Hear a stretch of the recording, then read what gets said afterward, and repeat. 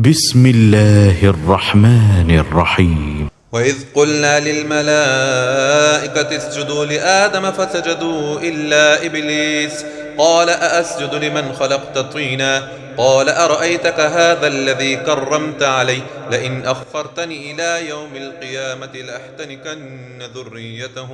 إلا قليلا قال اذهب فمن تبعك منهم فإن جهنم جزاؤكم جزاء موفورا واستفزز من استطعت منهم بصوتك وأجلب عليهم بخيلك ورجلك وشاركهم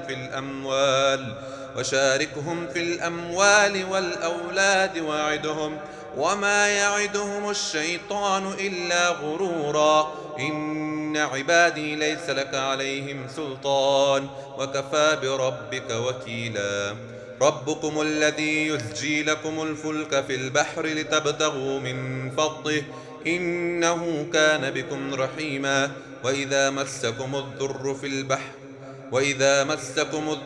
في البحر ضل من تدعون إلا إياه فلما نجاكم إلى البر أعرضتم وكان الإنسان كفورا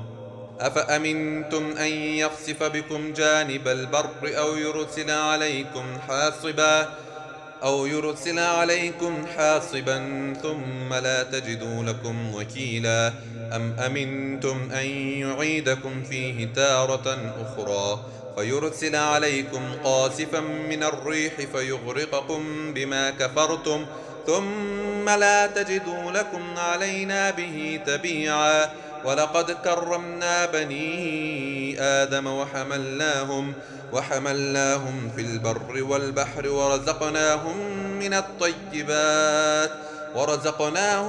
من الطيبات وفضلناهم على كثير ممن خلقنا تفضيلا يوم ندعو كل أناس بإمامهم فمن أوتي كتابه بيمينه فأولئك يقرؤون كتابهم ولا يظلمون فتيلا